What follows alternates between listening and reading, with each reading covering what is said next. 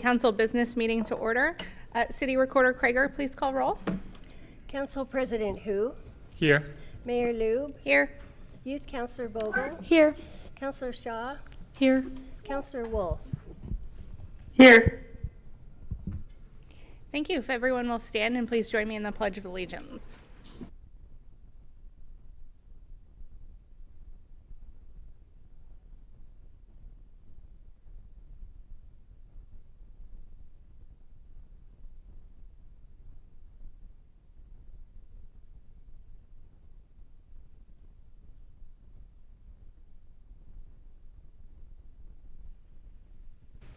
Thank you, everyone. City Council or teammates, are there any non-agenda items this evening? None from us, Mayor. Okay. None.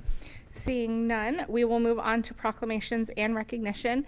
And I believe we have a group here today to accept the Taiwanese American Heritage Week. So if you would like to come up, can somebody grab a mic? Thank you. Yeah, come on up, right up to here. And we can grab a couple of extra seats if you all want to come up. Yeah, absolutely.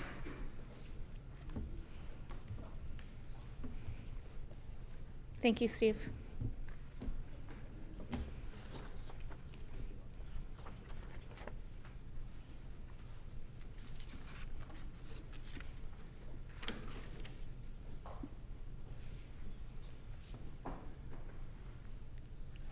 Yeah, the floor is yours. Welcome.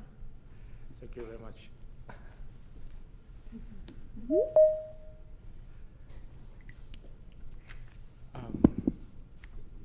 Good evening, Madam Mayor Heidi Liu and esteemed member of the Tigard City Council. Allow me to share with you a story of resilience, solidarity, and unwavering commitment to democracy and freedom embodied by the Taiwanese American community. So, as the representative of Taiwanese American in Oregon and Southwest Washington, I stand before you today deeply honored to speak about Taiwanese American Heritage Week. This week holds profound significance, but not just as a celebration of our cultural heritage, but as a testament to the enduring bonds that bind us together in the pursuing of democracy, freedom, human rights. These values are the very essence of who we are, both as individuals and as a community. In Taiwan, these values are not just the abstract concepts. They are the cornerstone of a country's identity. A country that has bravely fought for its freedom and sovereignty in the face of adversity. The people of Taiwan have stood resolute, defending their rights and liberties against all odds. Yet, their struggle is not theirs alone. Today, as we stand here, we stand in solidarity with them, offering our unwavering support and commitment to their aspirations for democracy and freedom. We stand as a beacon of hope for those who yearn for a better tomorrow, where every voice is heard and every life is valued. The proclamation of a Taiwanese American Heritage Week is more than just a word in a paper. It's a symbol of our solidarity with the people of Taiwan. It's a promise that we will never forget their struggles, their sacrifice, and their consistent pursuit of a better future. Our Taiwanese American community has not only stood in solidarity with Taiwan, but also played a pivotal role in shaping the vibrant democracy we cherish, both in Taiwan and here in the United States. Through our advocacy, activism, and unwavering dedication to democratic principles, we have amplified the voice of those fighting for justice and equity. So I extend my heartfelt gratitude to you, Madam Mayor, and esteemed member of the City Council for joining us in commemorating Taiwanese American Heritage Week. Together, let's demonstrate to the people of Taiwan that they are not alone, and that their fight for democracy and freedom resonate deeply within our hearts. Thank you for your attention, and may our shared commitment to democracy, freedom, and human rights continue to illuminate our path forward. Thank you. Thank you. And so we are proclaiming Taiwanese American Heritage Week, May 12th through the 19th. And we would love to present it to you and have a picture. Yeah. Come Thank you on very up much. for whoever would like to.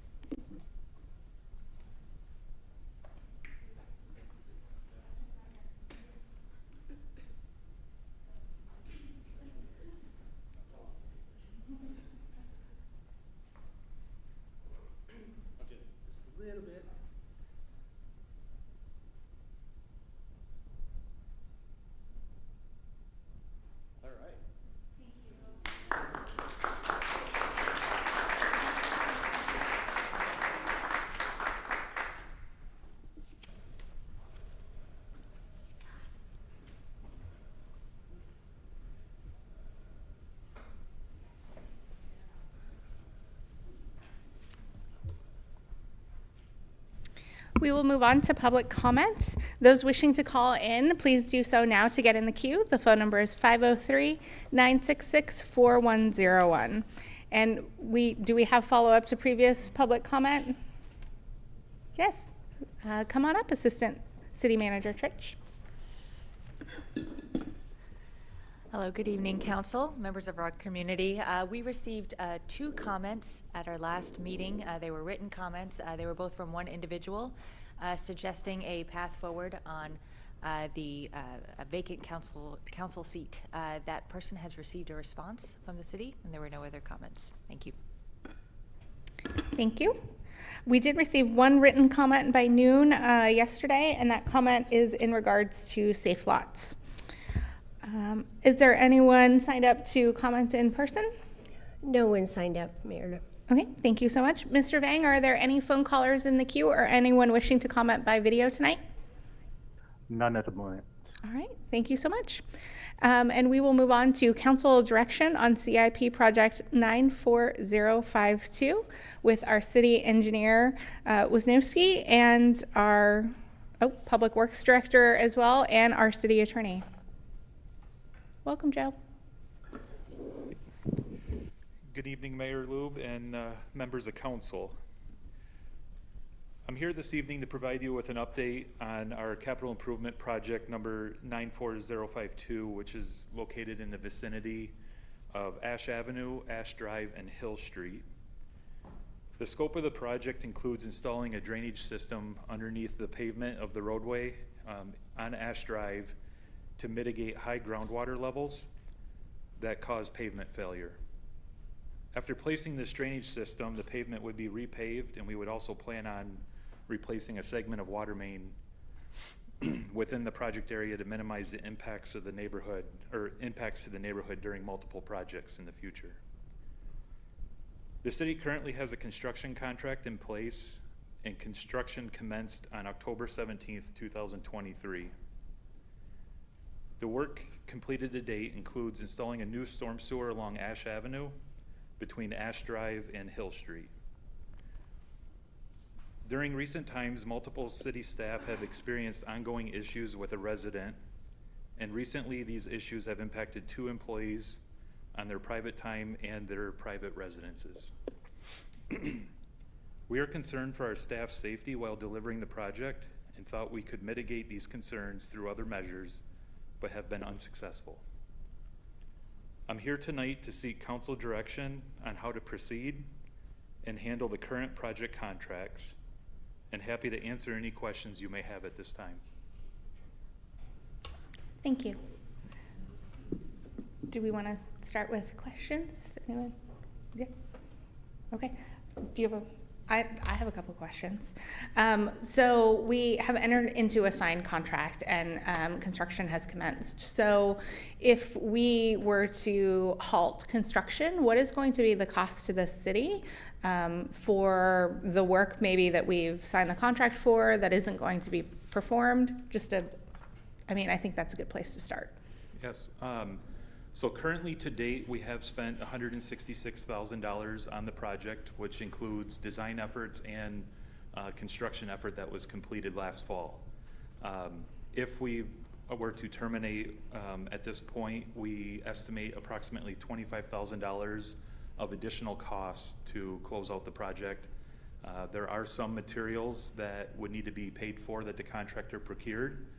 These are pretty routine materials that we could use anywhere on other, throughout the city on other projects, and we would put it in our stock for operations and maintenance to use.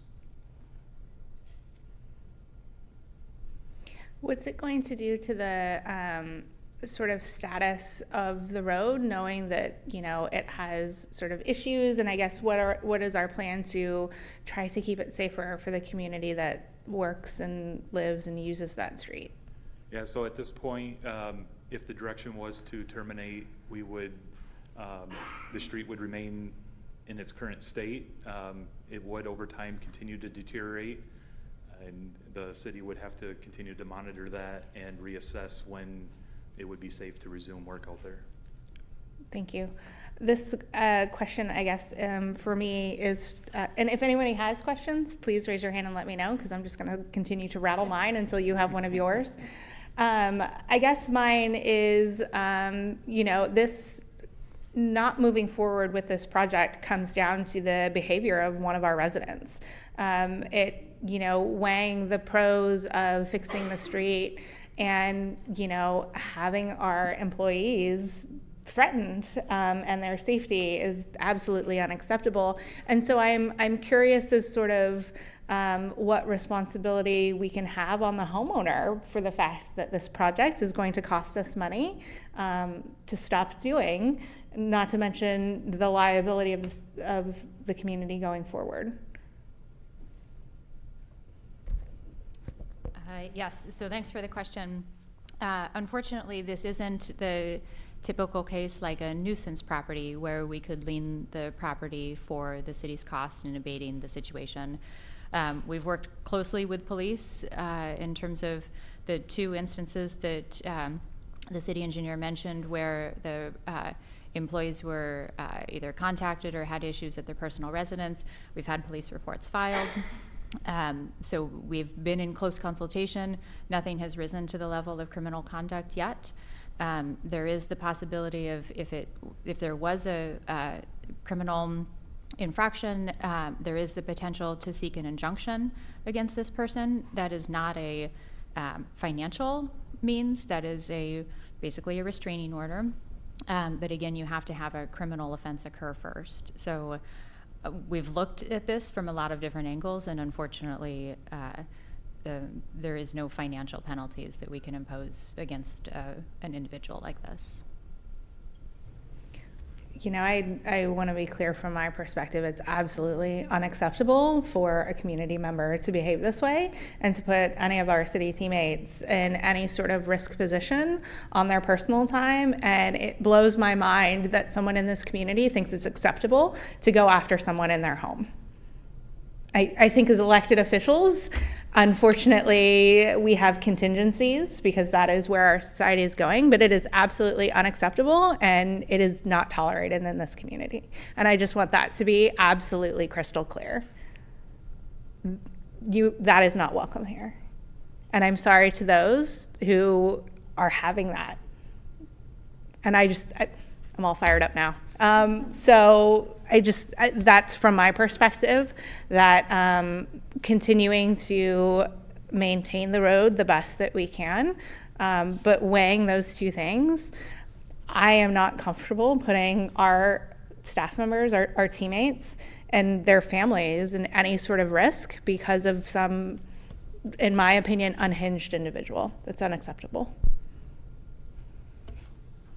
Yeah, Council President Hu. So from the timeline perspective, if there was no safety issue involved, how much longer would it take for this project to be completed?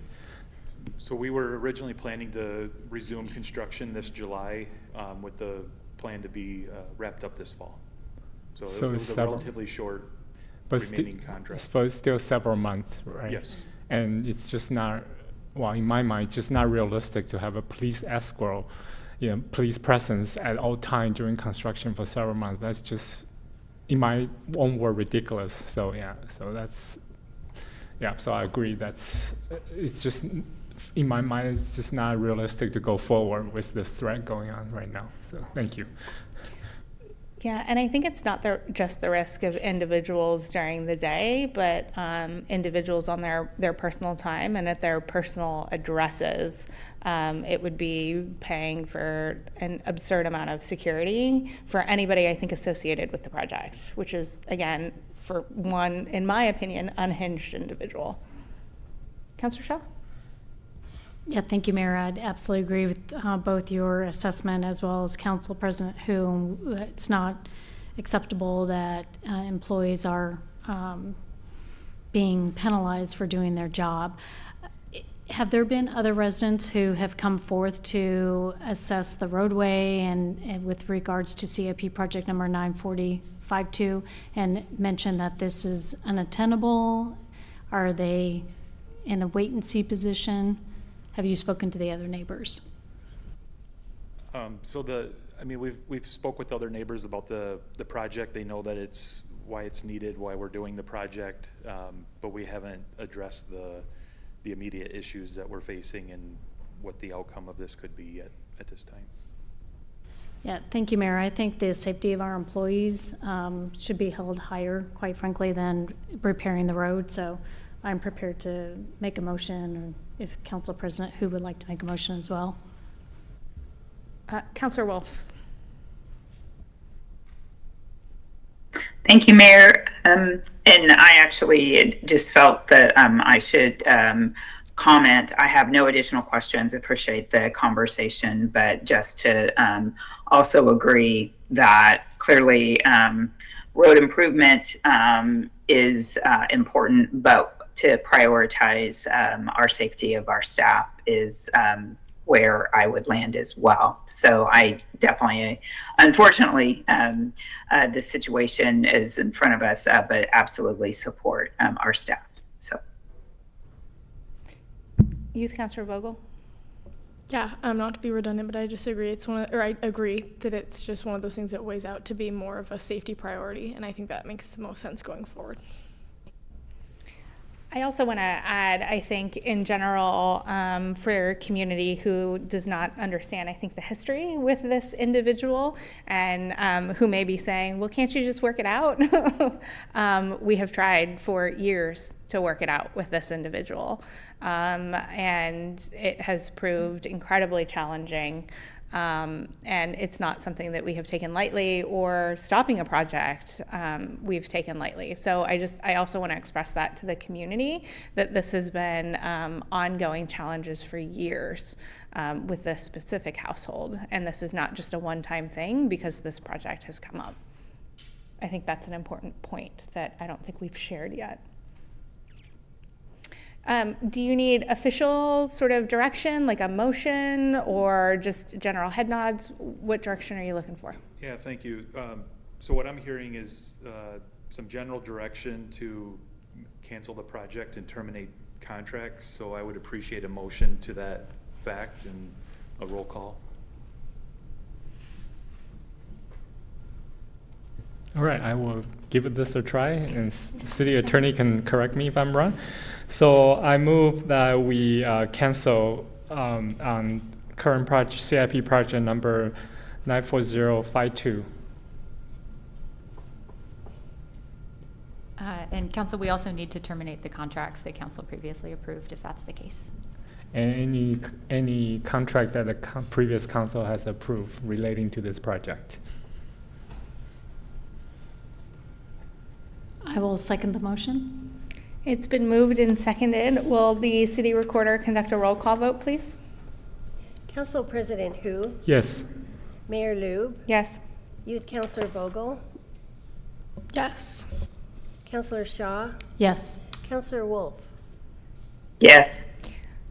The motion passes unanimously with those present. I just would also add one request. When we communicate with the neighborhood, that we have obviously had robust communication that this project, I hope that we're clear that it's a direct result of difficulties with one of their neighbors, and it's not something that the city decided to just cancel a project. And please feel free to direct them to me if they have questions or concerns. Thank you, and I appreciate all of your support. Thanks, Joe. We have no non-agenda items or executive session. We will move to an adjournment, and then we will start our budget committee meeting. So I will entertain a motion to adjourn. Mayor, I move to adjourn. Second? It's been moved and seconded. All those in favor, please say aye. Aye. Any opposed? We are adjourned. Thank you.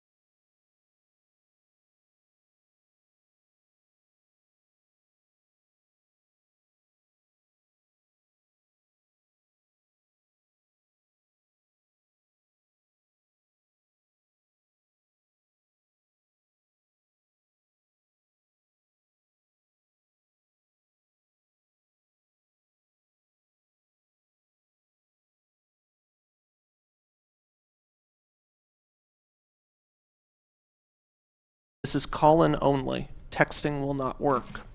Committee members should have recently received an email from Violet Rogers Stoltz, the volunteer coordinator for the City of Tigard, about the city's new web-based software for volunteer activity in our community.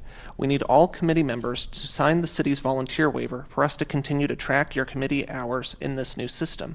You can sign this waiver by creating an account on the website or sign the PDF copy that Lindsay Bartholomew has provided. The City of Tigard Budget Committee is now reconvened. Tonight's goal is to hear all information about the Town Center Development Agency, or TCDA, for fiscal year 2024-2025, or for its proposed budget for 2024-2025, review the proposed fees and charges, and have follow-up discussion regarding the City of Tigard fiscal year 2024-2025 proposed budget. Let's start by asking Committee Secretary Kelly Pement to conduct our roll call.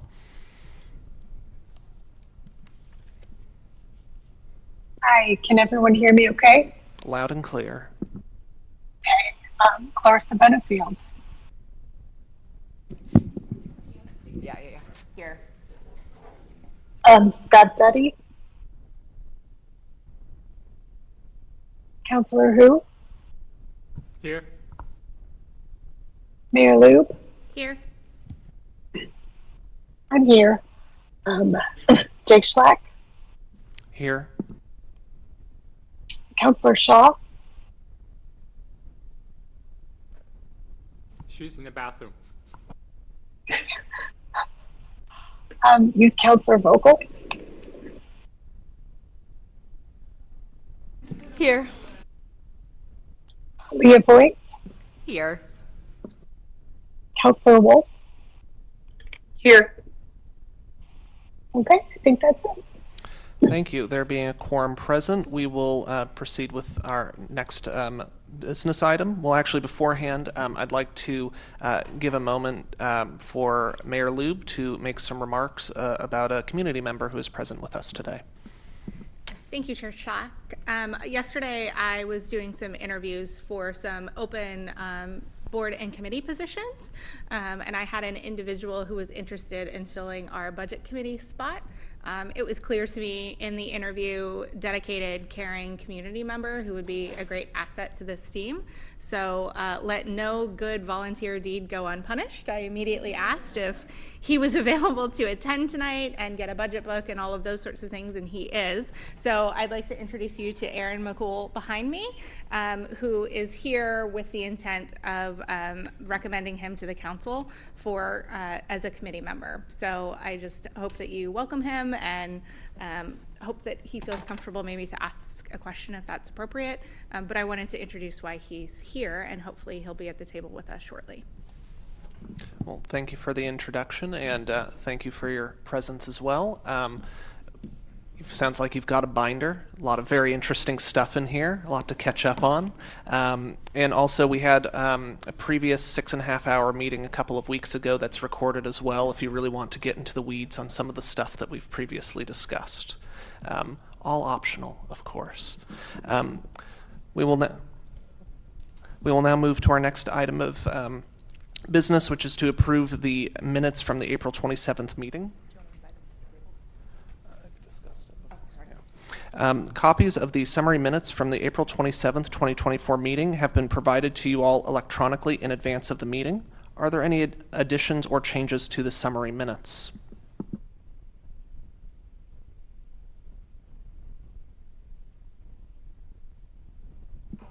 Mayor Lube? I move to approve the summary minutes for the April 27th meeting. Is there a second? I'll second that. This is Leah Voigt. Thank you, Leah. There is a motion and a second. Is there any further discussion on the motion? All right. Hearing none, we will take a roll call vote for approving the summary minutes as written. If you are in favor, please say yes. If you are opposed, please say no. I will be conducting the roll call vote. Clarissa Benfield? Yes. Council President Hu? Yes. Mayor Lube? Yes. Kelly Pement? Yes. Jake Schlack? Yes. Councilor Shaw? I was not present. All right. Leah Voigt, Yes. Councilor Wolf. Yes. All right, there are 7 yes votes and 1 member not voting, so the minutes are adopted, or approved, I should say. We will now move to public comment. At Budget Committee meetings, we follow the same public comment protocol as at City Council meetings. The protocol can be found on the City website and on the PowerPoint slides for this meeting. As a summary, remarks should be addressed to the Budget Committee as a body rather than directed to any particular member. Personal attacks or threats, disruption of the meeting, use of obscene, vulgar, or discriminating language, or in any way discouraging anyone else from participating are not acceptable. The presiding officer may interrupt members of the public speaking to Budget Committee if they are not following public comment protocol, and the mayor and Budget Committee will enforce these rules uniformly and treat all perspectives and opinions consistently. If you wish to provide testimony virtually, please join the queue by raising your hand on Microsoft Teams, or callers can use *5 to raise/lower their hand and use either their phone microphone button or *6 to mute or unmute. Please state your name for the record. Please speak directly into the phone and limit your comments to 2 minutes.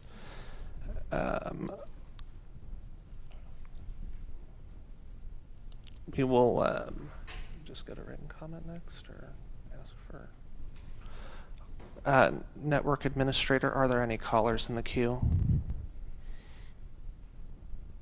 There are no callers in the queue at the moment. Thank you.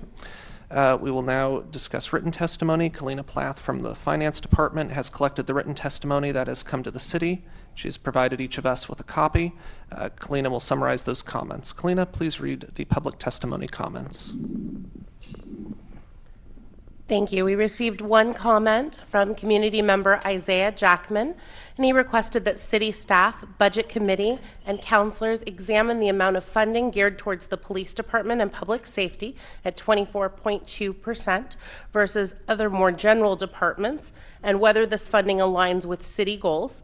He also believes that the funding for houseless services is less than adequate to provide tangible results. And as he stated, you have the full comment there. All right. I'd like to thank this community member for their testimony and interest in the budget process. First time I've gotten to say that all budget cycle.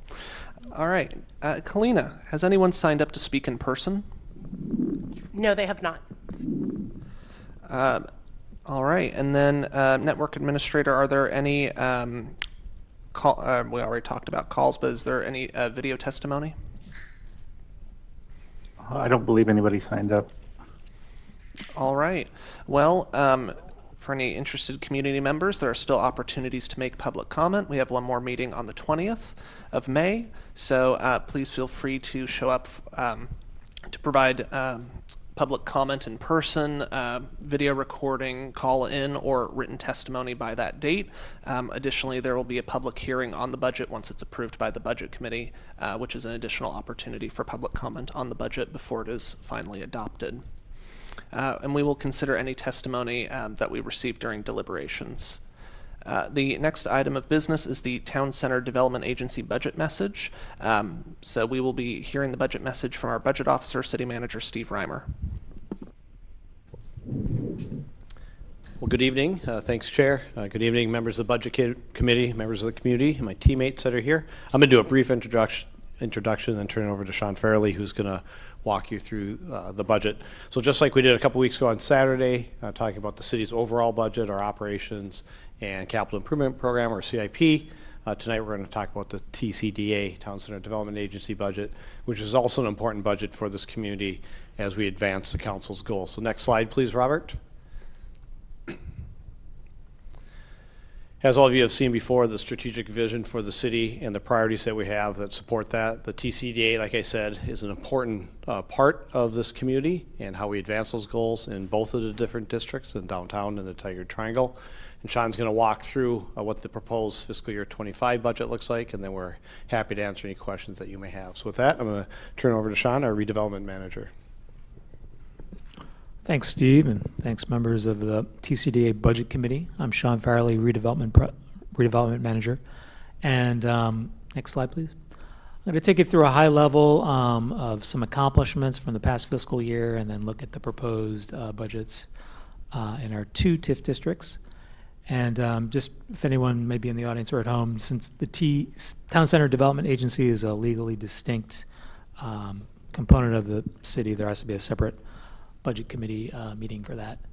So these are our 2 tax increment financing districts, and if anybody wants me to go through the basics of how tax increment financing works, just really briefly, when you start a district, you freeze the property tax intake for those districts, and over the years, tax increment accrues that are used to pay for specific projects that have been in an adopted TIF district plan. And so Tigard does have 2. We have got the Tigard Triangle, which is outlined in red, and the city center, the smaller one that's outlined in greenish brown. Next slide. So overall, for the TCDA this past fiscal year, we last year's budget committee did approve a new FTE for the district. So we now have a total of 2 people working on these projects and programs in our TIF districts, and that's much needed as our capacity has grown to accomplish more projects. We needed more hands, and we hired Danelle Halder this past year, who some of you may have met. Next slide. So now I'm going to focus in on each of the 2 districts, and real brief, the City Center TIF district is our older district, smaller and has less financial capacity, but it was formed in 2006. Has a maximum indebtedness of $42.8 million, coming in at just under, a little under $1 million a year in annual TIF, and the remaining debt is $30.3 million. So that maximum indebtedness is just another way of saying kind of how much funding do we have to spend on different projects, and we do often have to get other sources, be they grants or other levels of funding to complete some of these projects. Next slide. Oh, back one. Yeah.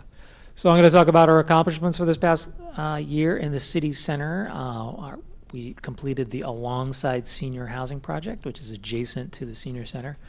That was a partnership between the city and a nonprofit provider, and although there was no direct TIF money in this, we did, as staff, worked closely on this project. So that was a win for the district, and 57 affordable units, and they were completed in September and fully leased in December. Next slide. So another project, Ava redevelopment. You may have noticed a new building on Main Street, 22-unit mixed-use building. They did get their temporary certificate of occupancy recently for their apartments, so they'll be starting to lease those, and they'll be working on their commercial spaces over the next couple of months. TCDA had a lot to do with this project in that we purchased a contaminated property that was on Main Street and went out and got federal brownfields funding to clean up that property, and then we sold it to a developer. So without the TCDA involvement, it probably would still be the kind of semi-abandoned buildings that were there previously. Next slide. Main Street, Green Street Phase 2 was completed this fiscal year, and there were some TIF money in that. There was, as a result, we have improved pedestrian safety, crossings, we've got new streetlights, amenities, landscaping features, and Green Street features, which keep pollutants out of our water, out of our Phantom Creek watershed. Next slide. So now I'm going to talk about the proposed budget for this coming fiscal year. One project we've been working on is the Nick Wilson Memorial Plaza. That's named after a former city councilor who passed away a few years ago, and $200,000 is proposed, and that would take it through design and engineering and the permitting that will be involved. Probably not going to construct that until further fiscal year and FY27, but this is going to create a a public space and a new connection to the Fano Creek Trail in a really prominent place in our downtown where Main Street crosses Fano Creek. Next slide.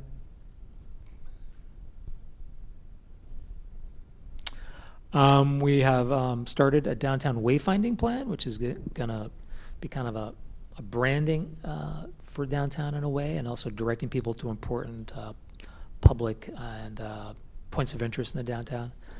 So that's gotten underway this fiscal year. We're not going to complete it till next, so that $45,000 will complete that plan. Next slide. And then building improvement grants. So we have matching grant funds available for people, businesses and property owners to improve their facades, or in the case of buildings that are vacant, to do tenant improvements. So we've given quite a few of these out on Main Street. And pictured here is our latest grant recipient, the Harvest Moon Sangria Bar. You should give it a visit if you can.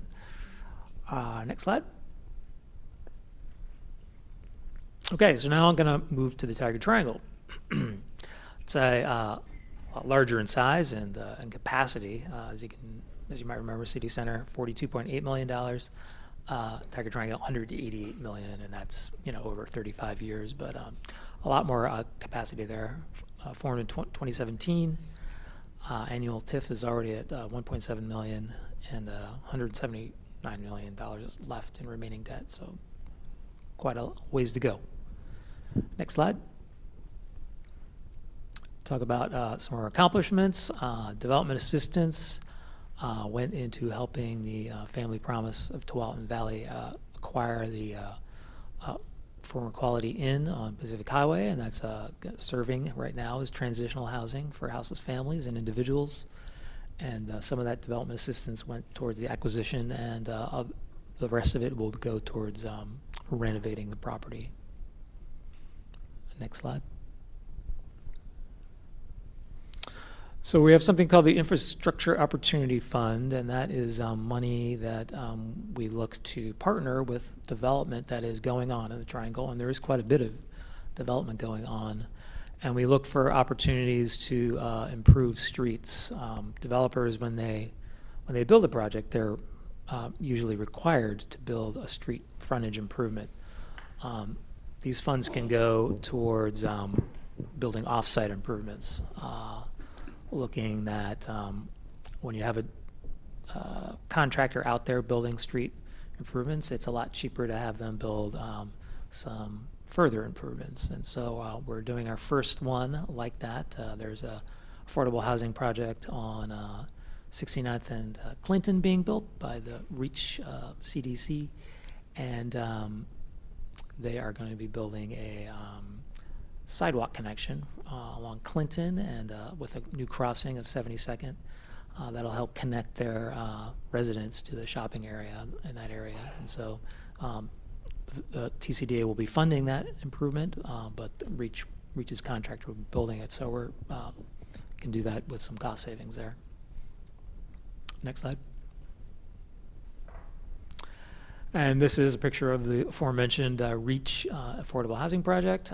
We do have some development assistance pledged to that, so when it's completed this next fiscal year, that money will be paid to pay down some of their systems development charges. Oh, actually, this is the proposed, sorry. So we're proposing $1.5 million in affordable housing development fund, and some of that has already been pledged in a prior fiscal year, but it will be paid out this fiscal year. Next slide.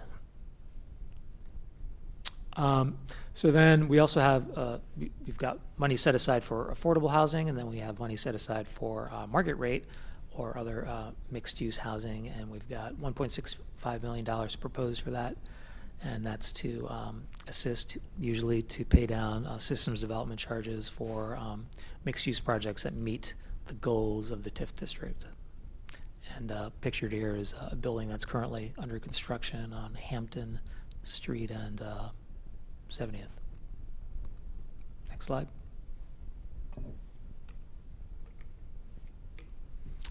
Also proposing re-upping that infrastructure opportunity fund that I mentioned for another $1 million, looking for new opportunity to construct some public-private improvements. Next slide.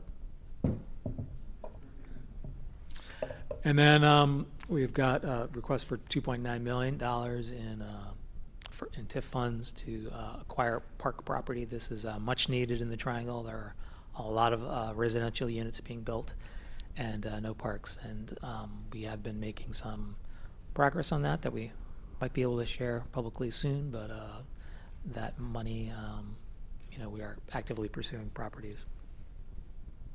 Next slide. And then, as in the city center, we have $200,000 available in matching grants for new and existing businesses for both facade and tenant improvements. Next slide. So that's my presentation. Kept it at a high level, but if there's any questions about the specifics of the budget, I'd be happy to answer. Thank you very much for the presentation. I'm going to go down the list and give everyone an opportunity to ask questions or make comments. We will start with Council President Hu. Thank you, Chair. I remember when you present to the TCAC, you mentioned there will be additional fund for public arts. That's not in your presentation so far, right? Is that something looking forward? So that's in the, it's embedded in the city center building improvement grants. We could have called that out, but it's embedded in that fund. That it was intended to come from that fund. The guidelines for it are still being worked out, but that'll be a subset of the city center building improvement grant program. Thank Mayor Lube.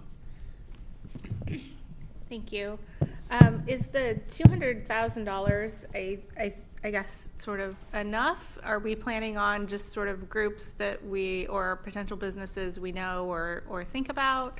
I think, as the construction has been sort of completed and Ava's really ready to go, it seems like a really ripe time to be able to convince anyone looking for space. And I know that, the downtown businesses are working on several, with the butcher coming in and other things like that. Just wondering if $200,000 is really truly enough to incentivize people to fill those empty spaces.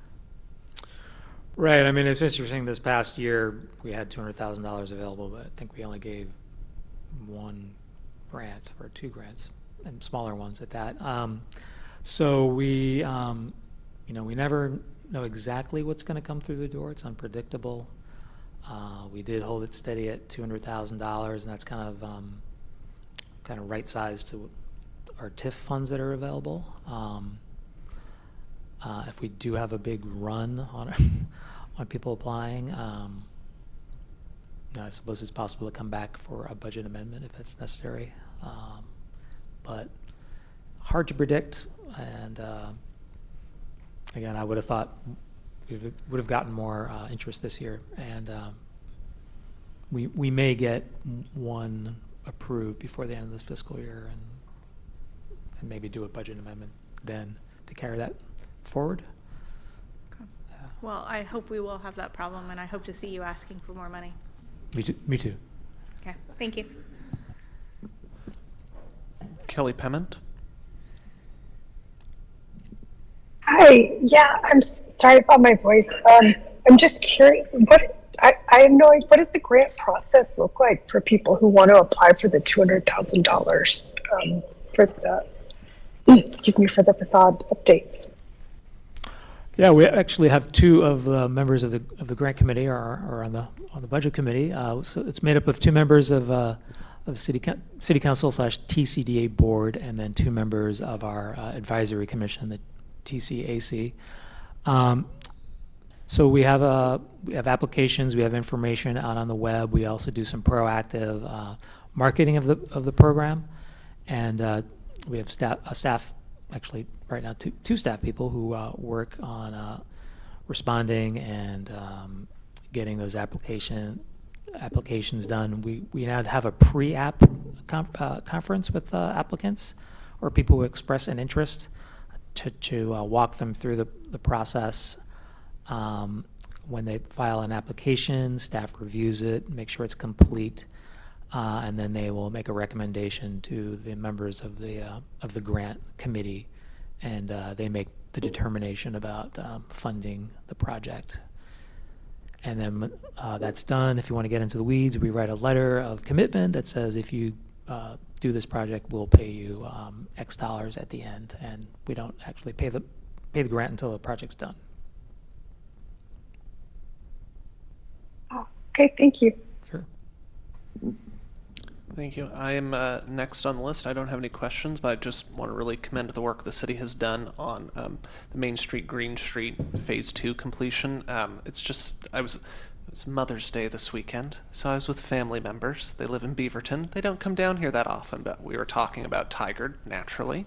And my family had commented what a night and day difference that was their phrase between how it looked before and how it looks now, and I agree. And I think it's making waves in that respect, at least with my small family, so to speak. So just really want to commend that work. It's great to hear. Thanks. Councillor Shaw. Great, thank you. I also want to echo Mayor Loop's comment about I hope the Opportunity Fund is more successful and then the $200,000 allocated and we get more applications. But having said that, you had mentioned the $1.5 million for the Affordable Housing Development Fund, and you mentioned that that may not be fully funded. No, I don't know if I misspoke. I thought I was still talking about our current our wins for the present fiscal year, but we've requested. We have enough. Yeah, I mean, again, that's another program. We can't always predict how many applications we'll get. Although the thing about the development assistance program is it's another program where we don't pay until the project is done. So typically it takes at least 2 years between application and payment of the development assistance.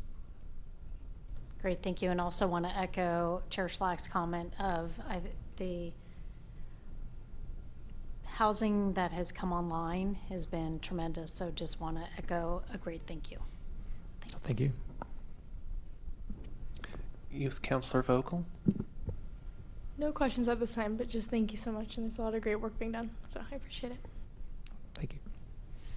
Leah Voigt. Yeah, I have several questions. So I wanted to follow up in terms of the opportunity funds and the matching for tenant and facade improvements. I was curious if the number itself, the 200,000, stays there, are there other ways that, because you said it's right-sized for the funding coming in or available, and I was curious if other opportunities had been explored, such as changing the match ratio for the business owners. There would be less money total going for the project, but it will also be less a financial impact on the property business owner. And so just curious kind of if there have been other options explored that could help support businesses that may be interested, but or other reasons why that fund might be currently underutilized. So making the agency match higher than 50%, or the other way around. So I should clarify, is it currently a 1-to-1 match? Yeah, it is, yeah. Okay, so if, for example, the business owner provided $100,000 in order to be able to access $200,000, so, or any other possible ratio, so that the business owner was having to dig less into their own pocket, which might be more financially feasible or attractive for them, but the city's not being asked to pay out any more money in terms of the flat dollar amount. Right, so our maximum grant is 75,000, and that's for restaurants and drinking establishments. Sorry, And- yes, I used the wrong numbers. The concept is what I'm asking about, but yes, thank you for clarifying. I used the wrong numbers. That's okay. Yeah, it's a higher match from the city. I mean, that's one way. I have heard of other cities that have done that. They usually do it temporarily to get more interest in the program, but I think we're going to have a lot of interest, especially in the downtown. I hope we do this year, and I think I think the 50% has worked well, and I think we'll probably stick to that. Okay, so it sounds like from what you're seeing on the back end, it's even though it hasn't necessarily had a high utilization this past year, you feel like it's doing what it's supposed to do. It's on the right track, or that it's not a problem at this point, so therefore it's not a problem that needs to be addressed or brainstormed. I mean, we're always looking at ways to improve the program, and there could be more effective marketing. I think we have a few vacant spaces on Main Street that, for whatever reason, haven't been getting filled, no matter how much money is available. But yeah, I mean, we have heard that it is, especially for larger projects, for business people to front the money, and then for us to come in at the end and pay could be a hardship. But we do have we point them to some of our funding partners who provide businesses for small businesses who can maybe have the bridge funding for that. Mm-hmm. Is that what we were getting at, the burden on the applicant to pay for the project and then get paid at the end?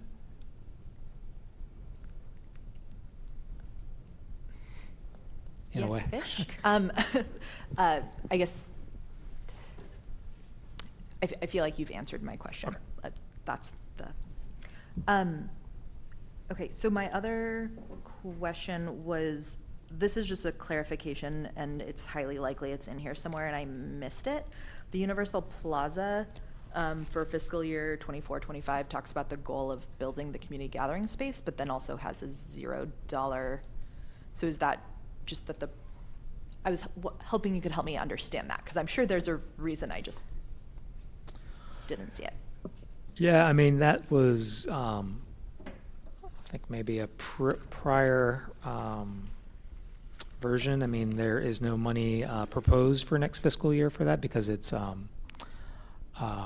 substantially complete, and there isn't any additional funds being requested. There is a phase 2 that is several years away, most likely, unless we get some additional outside funding. But the phase 1 is largely complete, and Perfect. maybe a couple of things that need to be repaired, but Mayor Lube. Yeah, no, I can just add that we are actively working with Congresswoman Salinas to get funding for phase 2 through what is formerly known as the earmark process. I think we're asking for $2 million. Perfect. And I guess the pause between the stages helps explain why it's still on the project list, but there's $0. Yeah. Yes. Okay. My other question. So in your description, you talk about how parking in the downtown district, or city center district, even though it's not utilizing TIF funds, it's something that is being brought into focus and taken under consideration. And so I would love to, I'm sure there's been a lot done since I last saw it, but I remember from past budget years that there was a discussion about, in the Tigard Triangle, removing or reducing some of the parking obligations that were being asked of developers in order to make the process easier or encourage development, or I'm sure there were more specific reasons. And so I was curious if you could comment on that in terms of, or if you could comment on if the fact that it's being observed that parking in the city center right now is a problem, and we're looking to develop Tigard Triangle, kind of, is there what's being talked about so that same problem doesn't happen in the Tigard Triangle, especially considering that parking provision was reduced or limited? Right. I mean, the Tigard Triangle, you're right. It did, take away the requirement to build parking as part of developments. And that was an early aspect of the Triangle Lien Code. But actually now it's citywide as a result of a state requirement. Private parking is no longer required for any residential development. That doesn't mean that developers are not going to provide it. They are still wanting to provide at least some parking, usually, especially in places that don't have robust transit. So yeah, it's now citywide. There's no parking minimum requirements. And yes, the downtown, because of growing amount of popular businesses, which we want to see. We want to see more customers coming down. At times, usually in the evenings or at lunch, there's a high rate of utilization. But we have done some parking studies that show that if people are willing to walk a little bit within the downtown, there is parking available. But we do recognize in the downtown we need to manage the limited on-street supply that we have, and we are taking positive steps towards that right now. We're going to be hiring an enforcement private company to enforce the parking limits that are in place, that have been in place for years. And the study has shown that most people do respect those parking limits, even though there hasn't been too much enforcement lately. But we want customers to come down and visit businesses, and then make room for new customers. Mm-hmm. And the Triangle is kind of a different situation where there's just not a lot of on-street parking because a lot of the streets in the Triangle aren't actually improved, or they're substandard improvements. But as these streets get built out, they will, in most cases, have on-street parking built as part of it. We're starting the planning and design of the 72nd Avenue, which is the main thoroughfare of the Triangle, and that will include on-street parking for almost the whole distance. So that'll greatly increase the supply of on-street parking. Thank you. And then I guess one more, my last question, is about affordable housing locations. And I understand that, right, the TIF districts, because they have that funding opportunity, there's a lot more activity and kind of city involvement in development there. One of the things that I am concerned about is while Tigard definitely needs affordable housing, I mean, we all do, all over the area, and I fully support that. I guess my concern is that it's potentially being concentrated in one part of the city, and the inequality that can arise from that. I mean, in my just anecdotal experience or observation, what appears, for example, along 99, you have a lot of apartment buildings right along 99, not affordable housing necessarily. And then as you get farther back from it, you're getting into single family homes and other things. And for various reasons, right, we also see things in terms of vulnerability to crime or other things that follow those same patterns. And so I am wondering how the city is thinking about its incredible goal of improving the affordability and availability of affordable housing, and being cautious that it's not being clustered in one space, which could have other negative impacts, especially with challenges of maintenance funding and other things there. Yeah, I mean, we see the Triangle as really, as a mixed income neighborhood that has availability for all people with all incomes. And, we're seeing that. It's true, there has been a number of affordable housing projects built in the Triangle, but there's a lot of market rate apartments that have been built and are in the planning stages and possibly building permit stage very soon. So, we want the Triangle to, to have housing available for whatever income you may have, and provide amenities for those new residents, and access to shopping and good transit. So yeah, I think that's the goal of the Triangle, is to have that mix of all different housing types and price points for people. Thank you so much. Chair, if I can just Yes. add to that, I think, Sean pointed out amenities. That's why we've put a lot of effort into finding the parkland as a key thing, right? The work with REACH on some of our sidewalk network, mobility network, trying to identify some of the barricades, if you will, to making sure that it really is a vibrant, livable area. And that's that long-term vision. So thanks. Thank you. Councillor Wolf? Thank you, Chair. I don't have any additional questions, but a comment that struck me as committee member Leah Voigt was talking about the TIF program.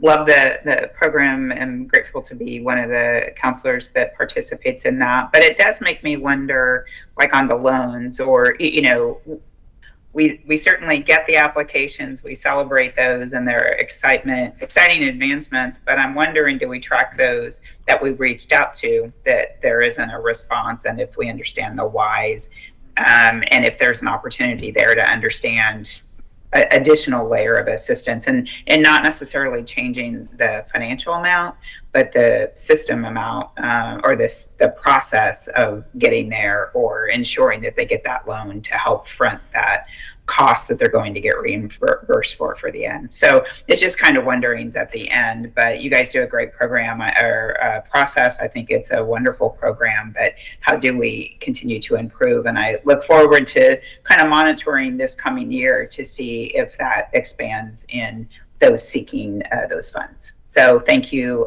Great presentation, Sean, and that's what I have. Thank you. Thank you. Clarissa Benfield? Yeah, thank you so much. Lots of really exciting stuff and good things shared. I think most of my questions were answered. The only one I wanted to maybe get a little more clarity on, or maybe have you elaborate on a little bit, is that the 2.9 for pursuing property actively. What is actively, like where in the process? What exactly does that mean, actively? Yeah, I mean, we're talking to two property owners about acquiring acquiring property. So nothing's in like contract or anything, just talking early phase. Right. Yeah. Okay.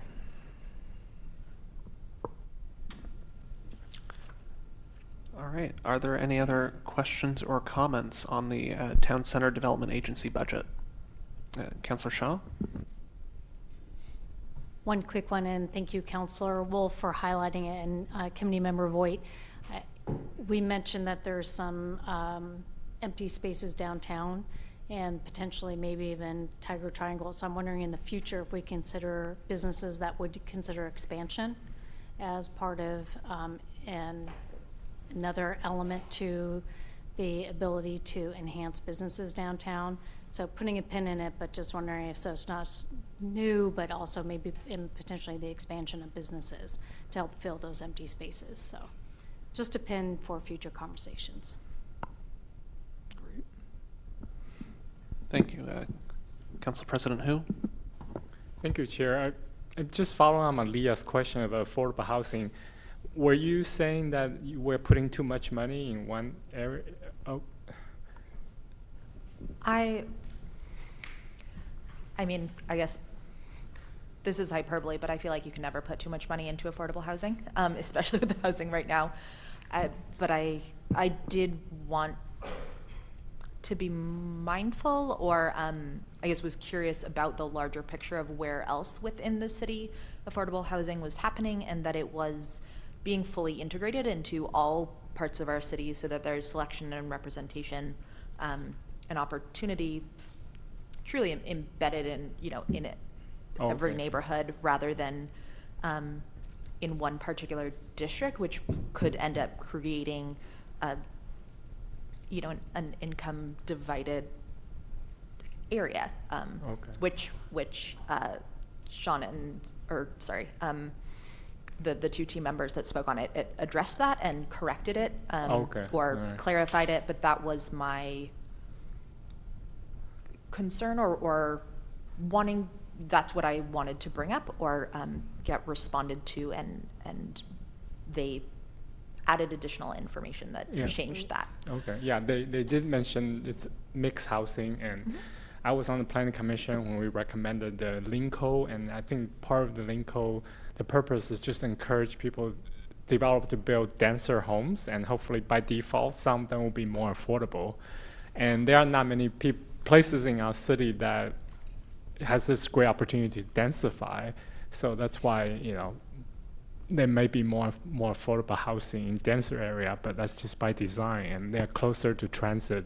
Hopefully, in Southwest Corridor, maybe there one day. So, I understand your concern, but I don't think that's quite it should be it's not as concerning as you might have wondered in the first place. So, thank you.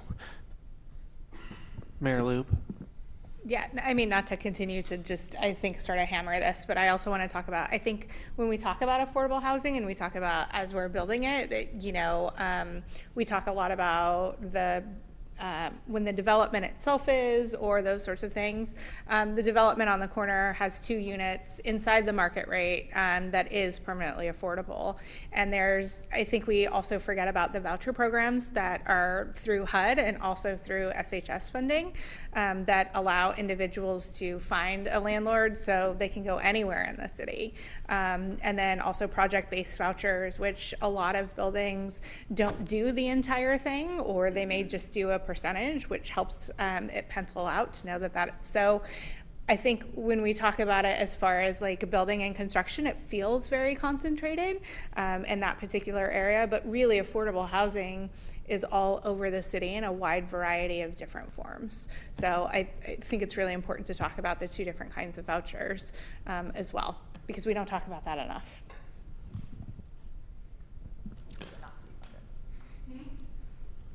I said because they're not city funded, the vouchers, right? We're not talking about them during the city budget committee because they're not.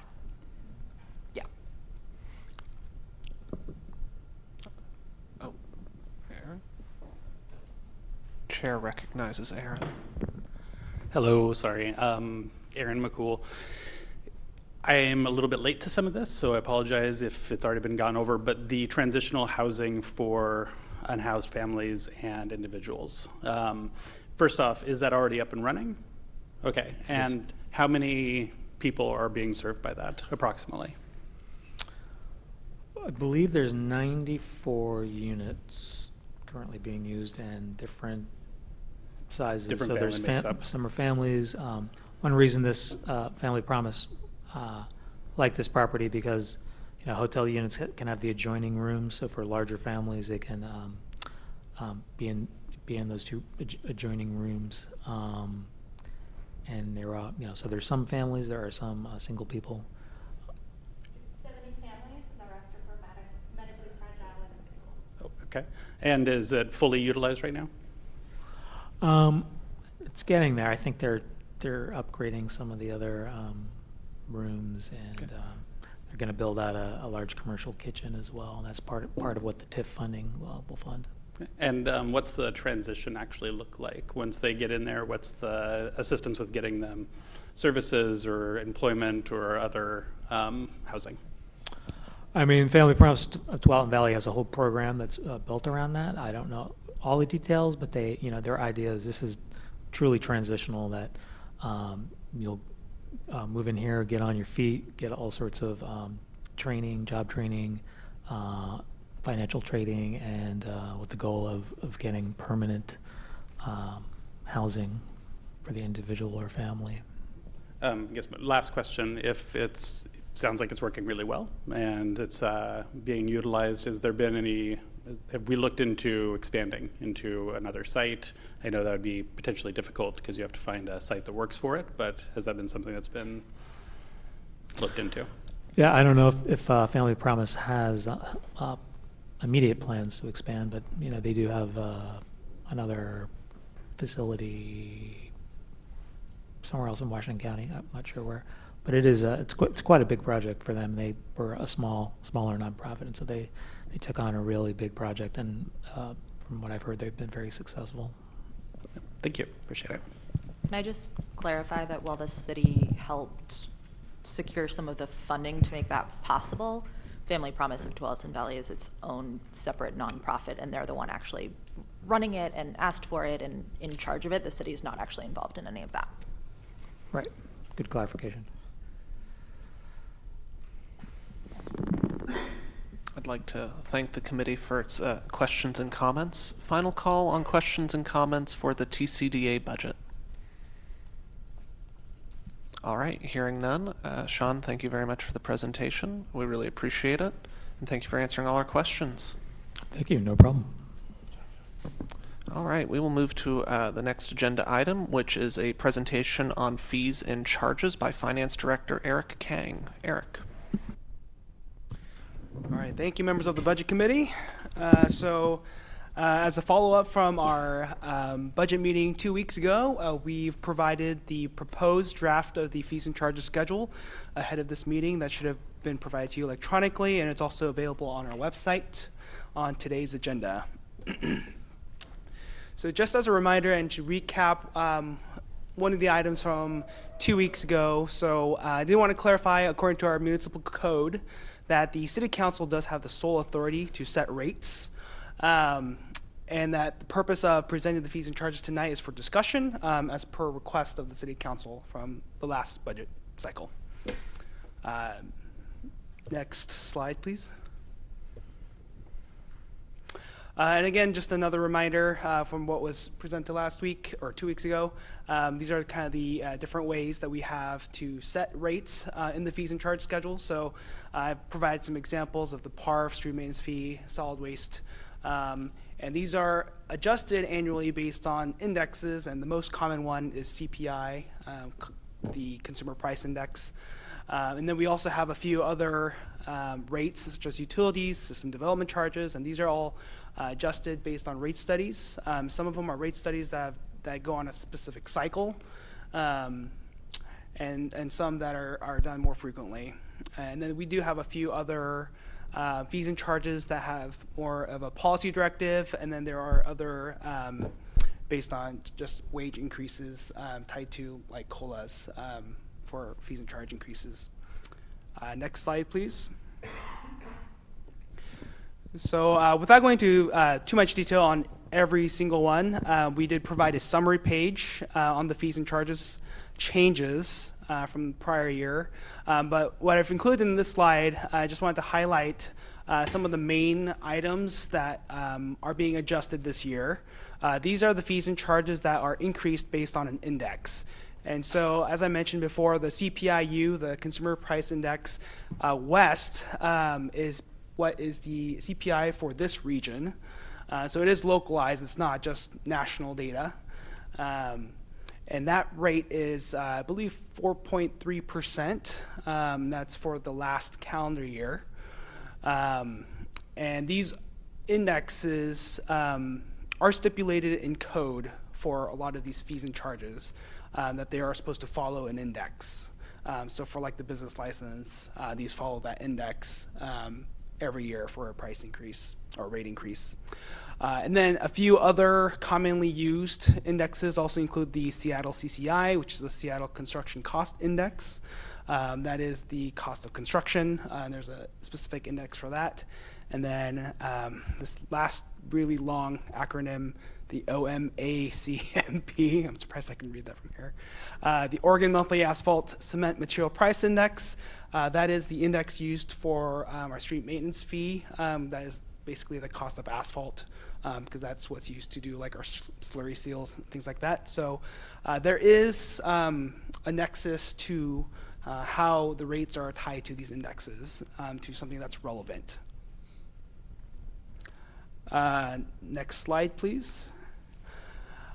And so we also have in the fees and charges several different types of fees based on intergovernmental agreements that we have with some of our partner agencies. So the most common one that I think is the most visible, that many in the community may not be aware of, is our partnership with Clean Water Services. So they provide our sewer and stormwater services, and so they set rates that we include into our fees and charges schedule. That is what's reflected in everyone's utility bill within Tigard. And then a couple of the ones to highlight, we have the one from Tigard-Tualatin School District, which is the school district construction excise tax. Those are rates that are set by the school district. And again, and then finally the transportation development tax, which is also like a system development charge. Those rates are set directly by Washington County, and the city has no control over that pricing rate increase. Next slide.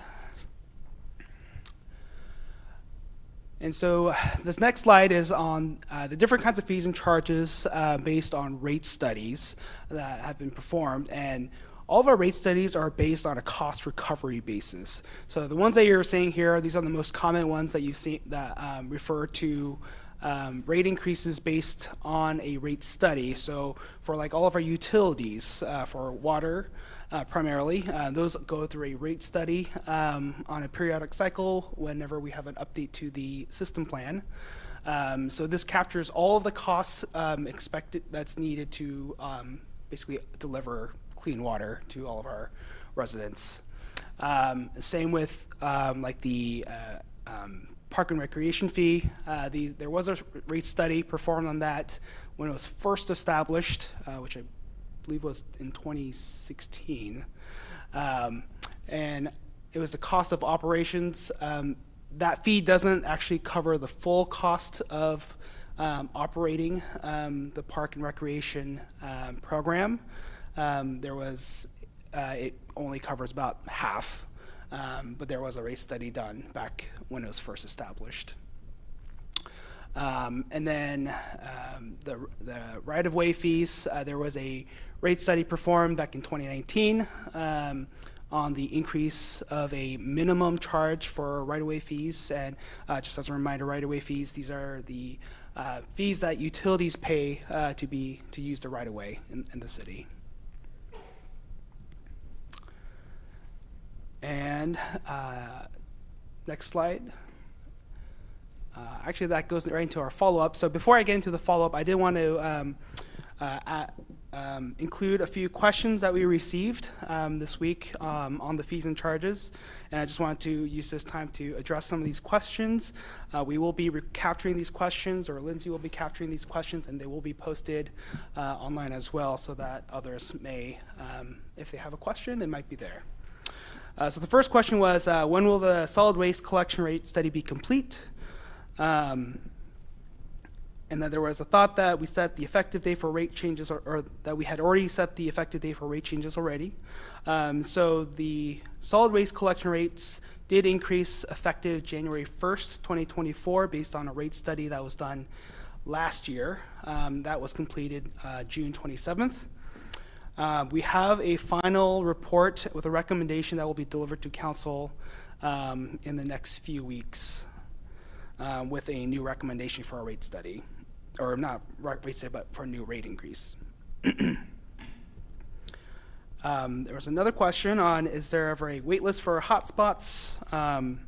and we did get a response from our library teammates that the Wi-Fi hotspots are very popular, and that there's always a wait list. And currently there are a substantial number of holds on the hotspots alone. However, most library materials are returned within a week of their due date, even without overdue fines. The next question on the TTSD, has TTSD approved their new rates for the coming year? As you've seen in the summary, there hasn't been any new rates proposed, and yes, the rates have not been increased yet by TTSD, and when those do come in, there will be a recommendation to increase or change the fees and charges schedule to reflect the change from TTSD. And then lastly, is there any risk that residents should reserve and not use reservation fees? Sorry, let me rephrase that. Is there any risk that residents will reserve and not use park reservation because there's no consequences? So there is a change in this in the parking reservation fees, and so the city is not proposing to eliminate the reservation fees for shelters or fields. The proposal is to streamline shelter reservations to one rate versus differing rates for residents and non-residents, and city residents will still be given a discount by eliminating their application fee. But anyone wanting to reserve a shelter will be still required to pay a total fee based on the number of hours they want the shelter multiplied by the hourly rate, and the payment is due at the time of making the reservation. And those are all the questions that we received ahead of this meeting, and I will open up to any questions to this committee. Thank you. Mayor Lube, do you have any questions or comments? No. Kelly Pemmond? No. All right, I'm next on the list, and my question is more of a procedural question. So we have rates and fees and so on that are set in our municipal code. They're then adjusted by the finance team, and then are those adjustments just published because they're part of the municipal code and it says how it's calculated, or does it need to get approved by the council, whatever that number is? Yeah, so based on the Oregon statute, city council is required, based on our Tigard municipal code, city council is required to approve any changes to fees and charges. All right, so they pass a resolution Yes. to that effect. Okay. Yeah, that is a requirement. All right, thank you. And then I think it sounds like that these consideration of rate increases can pop up periodically through the year as opposed to being done at one particular point, such as at the start of the fiscal year or the start of the calendar year. Is that accurate? That is accurate. So unfortunately, the timing of rate studies don't always line up with the fiscal year and the budget process. And so there are times where off cycle, after the conclusion of a rate study, there will be a recommendation that goes to city council to change a rate. However, the majority of our rates that are tied to an index and a past rate study do get reflected in this annual process right around the budget time. And I did want to clarify for rate studies, typically rate studies are multi-year rates. It's not just for one single year. So for our water rates, those are forecasted out based on a set period. Thank you. And then final question. My recollection from the previous meeting is that one of the next rate studies will be a water rate study. Is that would be considered later this year? Is that accurate? I might need I might need Brian to help speak on that. I believe it's coming up in 26.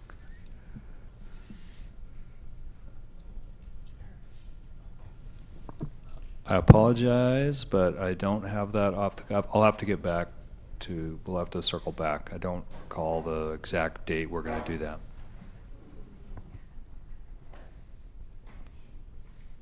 No worries. Happy for it to be a follow-up for the 20th. Are we talking about the water rates or the system?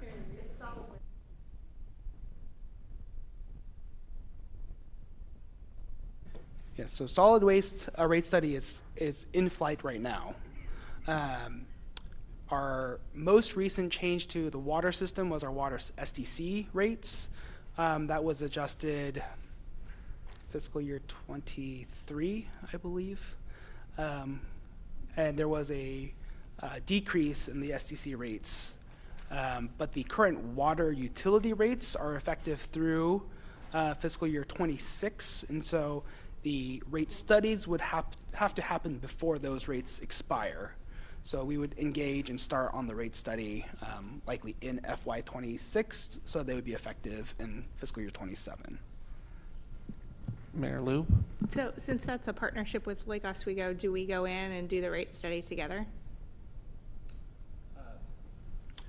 No, the water rate studies are based on the city's cost of delivering service, because the infrastructure needs go beyond just what comes from the water the water intake facility. Okay, thank you. All right. Thank you for answering my questions. Councillor Shaw? Thank you, Chair. No questions. Youth Councillor Vogel? No questions either. Thank you. Leah Voigt? I was wondering if you could give us an update on, several years ago, there was the question about how can the city provide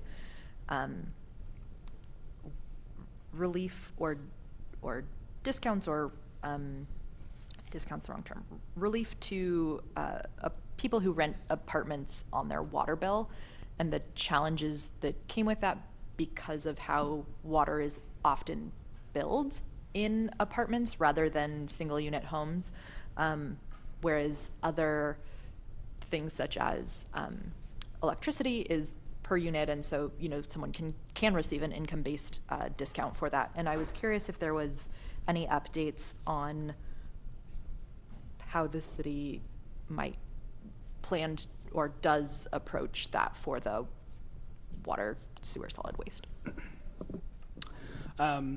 Your timing is impeccable on that question. So we do have a council agenda item coming up, I believe, next week to get guidance from council to direct for future rate studies on that very question. Perfect. Same time, come here. Okay, thank you so much. Councillor Wolf? No additional questions. Thank you. Clarissa Benfield? No questions, but thanks for providing the info. Council President Hu? Yeah, just curious, what does the police alarm permit fee fund? Does that just go to the general fund for the police? Yes, the permit fee does just go into the general fund. Okay. Yeah, I just remember because I just got my renewal and I remember paying the same price for years. And I look at it and it is, that's price of $25 a year since 2009. So is there a reason why it's not the same as every other cost of living adjustment? Do you know why?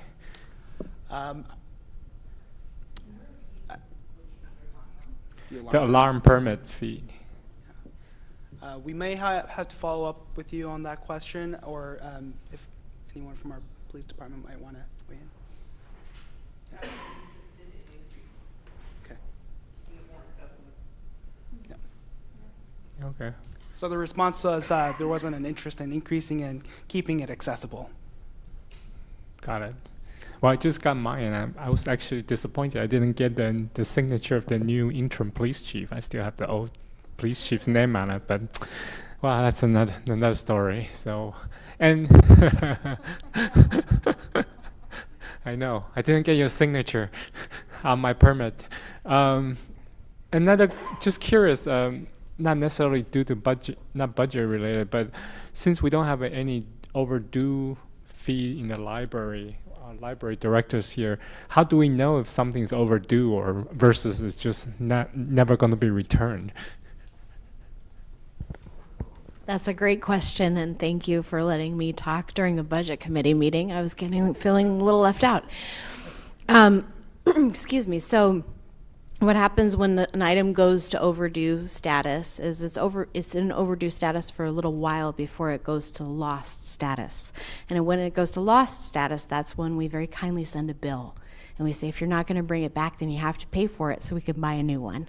So generally speaking, in all of the major systems that have gone fine-free, including locally, it has not impacted the length of time that people keep the materials past their due dates. So people are still within 95% of materials are still returned on time.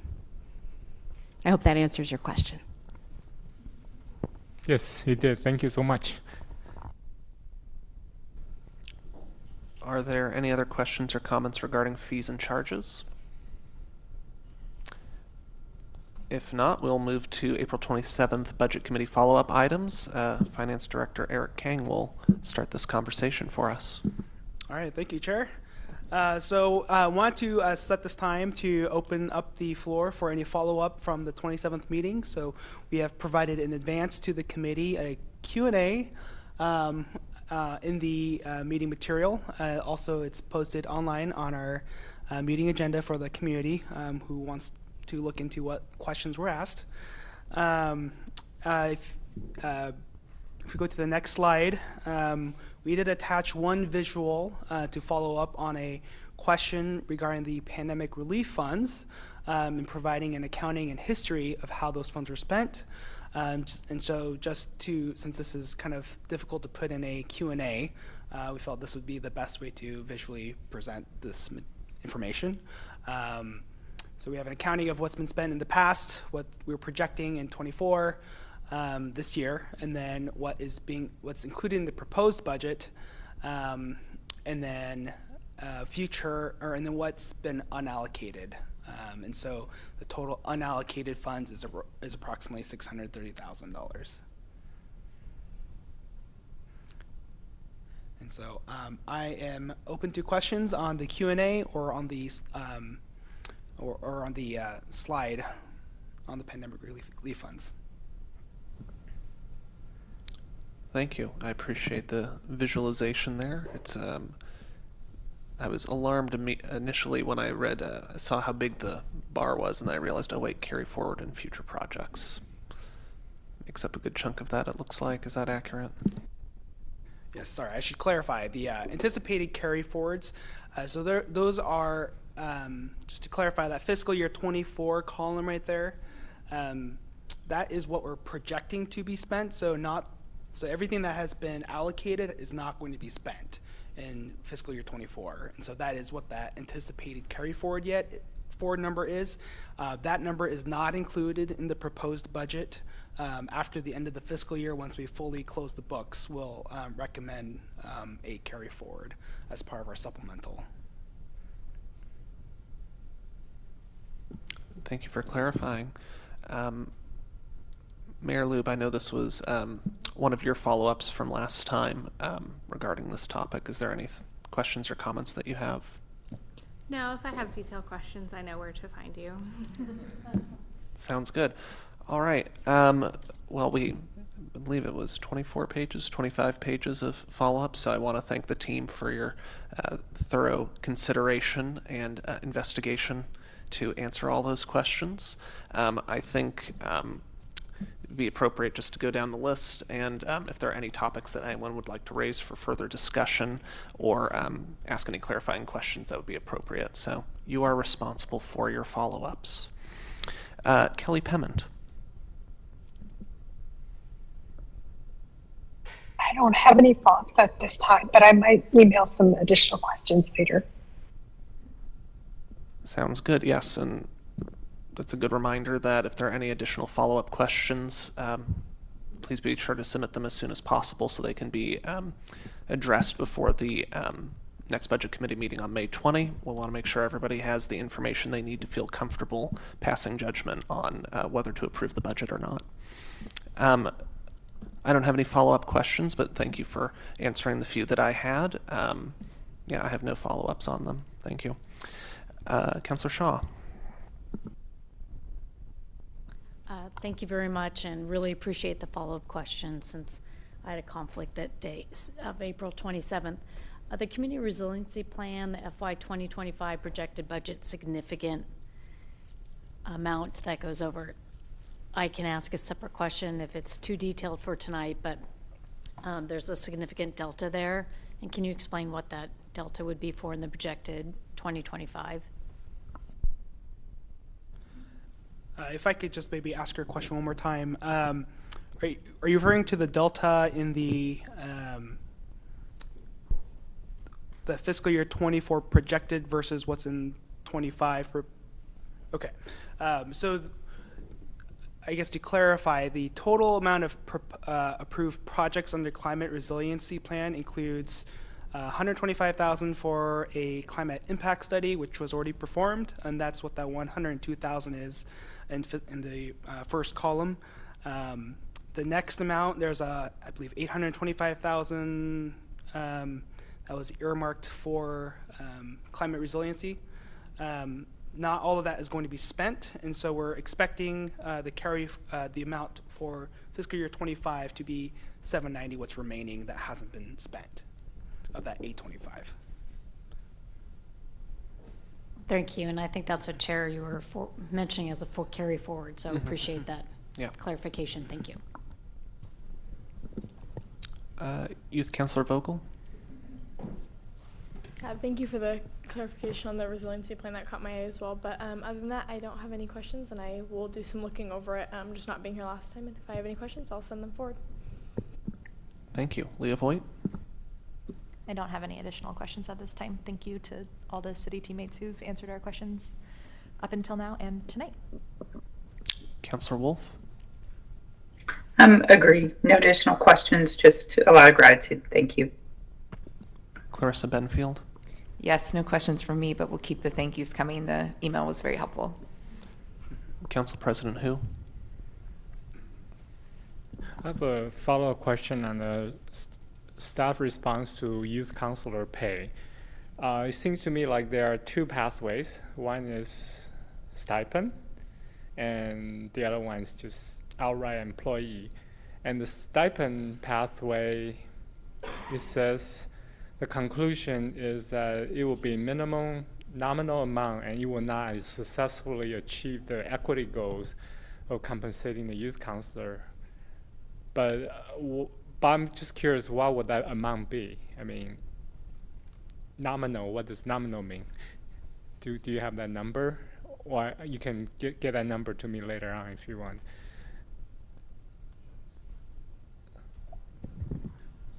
I'm happy to take that. So Budget Committee, Boley has weighed in on that and said 20% of what a salary would be. So that was the commentary about the equity goal, is if this is meant to achieve equity that would be on parity with a regular part-time job. Boley regulations specifically say it can only be 20%. And so it won't be able to be at all comparable to what a regular paying position would be. So that was and that is set by Oregon Boley and federal law.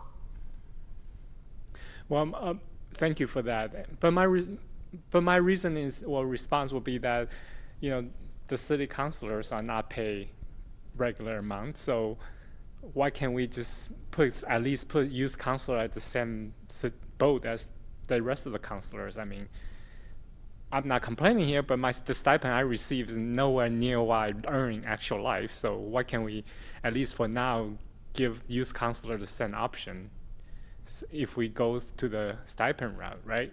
And so that's my comment about stipend. So if you could somebody could actually give me the actual number of what that monetary amount would be for stipend, I would appreciate it. And another route is going as an employee. I understand that if there will be a problem if youth counselor are younger than 14 or 15, but I don't think we have any youth counselor who are all, so they're all older, so that's not a problem. And the concern about youth counselor being member of youth advisory council, but we're not paying the youth counselor to be on the youth advisory council, we're paying them to be on the city council, so I don't think that's an issue. And so the only thing I see is paying youth counselor as employee will be require her or him to to go to mandatory training and performance evaluation. I don't know. I don't see that's an issue neither. So I don't see why we can't pay youth counselors as an employee. So I don't know. Maybe there's something more response. You know, I just need more response to my question. Right now I don't see those as an issue to paying youth counselor as employee. It's, you know, it's said here that it's, you know, a lot of trouble for the youth counselor, but it's up to the youth counselor to decide whether, you know, they want to take on the trouble of being paid. So that's my comment and questions. So thank you. So to the first point about equal with council, so your elected officials is the distinction. There are many councils around the state who are entirely unpaid, whereas by contrast, we cannot have unpaid employees. And so that's the primary difference, is elected versus employed. Absolutely, it wasn't meant as this is a prohibition that we cannot cross. It is a policy decision for council to make. So we can certainly look at what a 20%-ish number would look like, and we can get back to you on that. In terms of the question about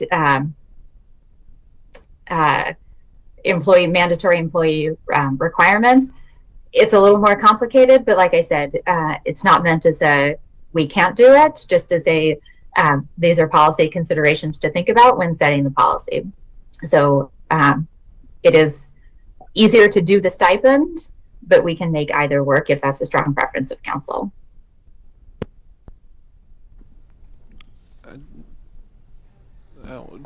Sorry. I just want to be mindful of sort of roles and responsibilities on this discussion and so on. It sounds like this is really a council discussion and decision to have ultimately, as opposed to a budget committee discussion and decision, unless it impacts the proposed budget. Well, we do, but unless we need to make a motion for an additional amount to be appropriated to the mayor and city council program, I just want to be mindful about if it's appropriate for the budget committee to make comment on this particular matter. I absolutely think it is, as community members and individuals. So unless the city attorney disagrees, but your community members, I think you absolutely have a right to have an opinion on this.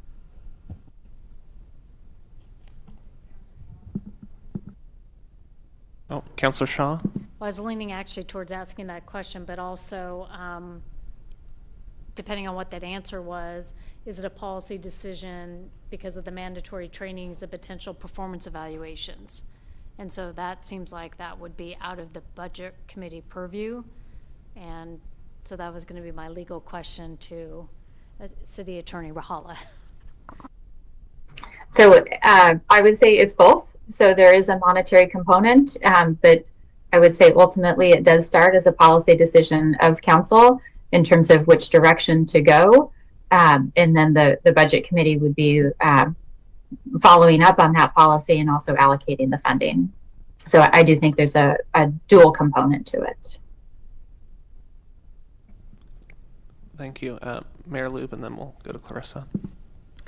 Yeah, no, thank you. I think this is, again, a really important conversation. And I think just figuring out a way through, because I think, a youth counselor should have compensation for the work and the time. And I think just a distinction of, I don't think they're actually a member of the Youth Advisory Council. I think they are a liaison in the way that we are liaisons.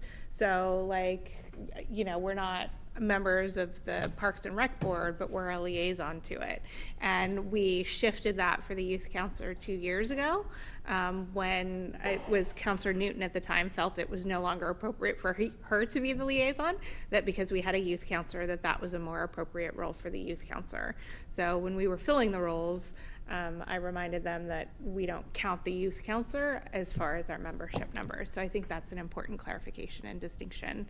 I understand that the 20% is easier, but again, looking back when I was a student, I had to work in order to be able to buy things. And, you know, I came from a poor family, and this is just an incredible opportunity for a student, and I don't want them to not be able to take it because of their family circumstance. And so I'd like for us to find a way through and help level the playing field for talented kids. Sorry, at this point anyone under 30 is a kid, to be able to thrive and learn in government and contribute to their community. So I really hope we find a way forward to be fair to our students and equitable. Thank you. I do want to ask, though, for City Attorney Rahala, just because I know there could potentially be ethics issues, that if you speak, youth counselor, that you are advocating for the next person and not yourself. Thank you. No, absolutely. I just wanted to add, just kind of going off of what you were saying, listening to people applying for the next year, that was something that was definitely taken into consideration, people that work consistently. I mean, I know people that are working 30 hours a week to make sure that they can make ends meet for their family and for themselves. And so I think that was something that was definitely taken into account, was like, can I take something on that I'm really passionate about, but can I still be there to provide for my family, which is definitely, I mean, it's a common situation, and it's one that, like you said, shouldn't be traded for something that they want to do. So I think that's a really good way to kind of meet in the middle for someone to be able to take something on passionately, but also be able to still do what they need to for their family. So I think that to me really like resonates, and I really appreciate that. Clarissa Benfield. Yeah, I'm sorry, this could be getting super into the weeds too. So in some of the question and response, it was talking about like the 14, 15, or 16-year-olds. Is there in the description of the role an age limit or an age set that you have to be over 14? You have to be a junior or a senior in high school. A junior or a senior. So Yep. most likely it would be 15 or 16, be rare to be 14 Yes. as a junior. And then in the description as well, are we signing off on like volunteer hours, or people using this as like a college credit process, or is this literally could be treated as a job of some kind? I don't think we've ever signed off as far as any sort of college credit or any benefit other than putting it on their resume for applications. Yeah, because a lot of times kids have to fulfill like volunteer hour commitments. So, okay. Yeah, I don't think we've ever signed anything. Leah Voigt. Yeah, I'm wondering if someone could shed light on how paid internships usually work. Like, what are they usually classified as? Is it a stipend? Is it an employee?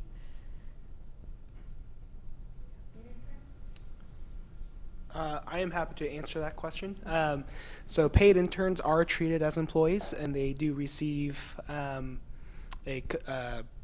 we meet our federal standards as far as wages go. So we don't have unpaid interns. But so they're officially classified as employees, is what I'm hearing? Yes. Okay, thank you. Are there any other questions or comments regarding this youth counselor matter?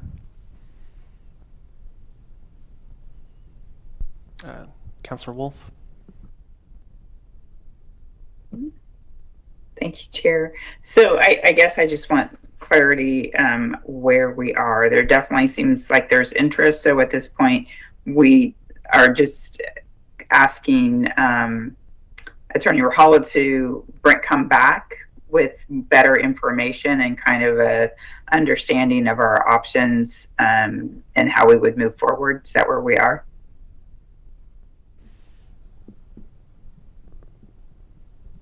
City Manager Reimer. Thanks, Councilor Wolf. That's how I would characterize it, to come back, and I'm hearing Okay. more looking at, I guess, a number for the 20%, but it sounds more realistically, what would it look like as an employee for the city? And so then along with that would be kind of the ripple effect of what that would mean to have the counselor as an employee in that position. And I appreciate what everyone's saying, just trying to understand next steps, and that we kind of have all that information in front of us to have a very thoughtful conversation about that. And certainly appreciate the time commitment and the opportunity cost of not having a paid position as a student, and making that really a fair opportunity for any student who would like this experience. So thank you. City Manager Reimer, is this a matter that, just to be mindful of the meeting schedule that we have set for approving the proposed budget for the current fiscal year, does the city need further direction or a decision to be taken before approval is considered, since it sounds like there's general interest on the committee on learning more about these options and potentially pursuing them? So, Chair, you're asking if the Budget Committee would have to weigh in this next week in terms of the budget that you're recommending to the council from a budgetary standpoint? From a budgetary Okay. standpoint, yeah, I just want to make sure that, I just want to understand if the committee has any, there's any need for a decision by this committee to proceed with this policy matter, or not, because I think there's good discussions to be had on it. I just want to be mindful of the budget process and this current schedule we're on. Yep. So one of the things, and we'll get to what next week looks like. Obviously, there's a lot of approvals. Part of it will also be our technical adjustments that we're going to have. And so we'll have conversations with our human resources, the attorney, and talk about that and try in short order to have something in front of you if necessary. All right, and those would just be approved as part of the overall adjustments that are being made, as opposed to like a separate amendment process. Yeah, and even as we, kind of reconcile everything, will we need to bring forward a technical adjustment for this or not? Will be a conversation that we can have. You're right, it's only 6 days away, right? 6 days away from today. So it may be on the fly, it may be verbal, and we may, be bringing things forward the day of and as soon as we can. Yeah, definitely. I'm definitely not trying to slow down this process. I think it's worthy discussion to have. I would have loved a position like this, especially if it was paid, 10 years ago when I was in high school. So, but I just want to be mindful of the process. From my perspective and what I've heard, I think getting the, I'll call it a program right, is probably the highest priority. Funding is something that, if necessary, can be addressed. So I wouldn't put pressure on ourselves internally or with the Budget Committee for that part. All right, thank you for the clarifications. Council President Hu, do you have any other further questions or comments? Nope, thank you. All right, Mayor Lube. Nothing additional. Thank you, everyone. All right, thank you, everyone. Are there any other questions or comments regarding the follow-ups from the April 27th Budget Committee meeting? If not, we will move to the next agenda item, which is to summarize follow-up items and the agenda for our next Budget Committee meeting, which is on May 20th. I'd like to thank everyone for their questions and comments and discussion on various matters today. Tigard teammates, are there any particular action items you'd like to run by us to make sure that you've captured them correctly?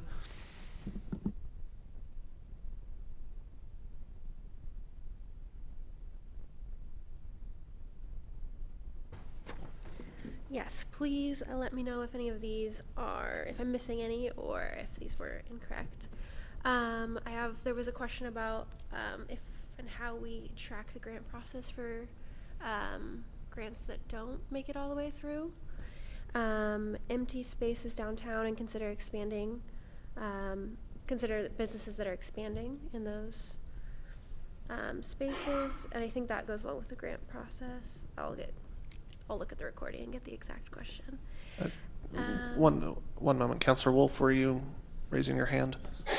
Yeah, Lindsay, thank you. And I think I just wanted to clarify, because what I heard you say are for the grants that didn't make it all the way through. And just to clarify, and you probably would have picked up hopefully in the video, it's really about maybe those businesses that don't even get there, right? That maybe are good candidates, but in trying to understand why maybe they wouldn't do that, and if it's like the concern around the funding, or what are those hurdles, if that makes sense. So how are we collecting what we don't know, which is a great question. Perfect. Thank you for the clarification. Thank you. And then there was a question on what the next rate study is and if that was water, and I think that was kind of answered, but maybe there was more to it. That was my question. You can strike that follow-up. strike it. It's been sufficiently answered. Awesome. And then the last being around the youth counselor position, how much would the 20% stipend be, and find a way to pay the youth counselor equitable and options. Are there any other follow-up items from the committee?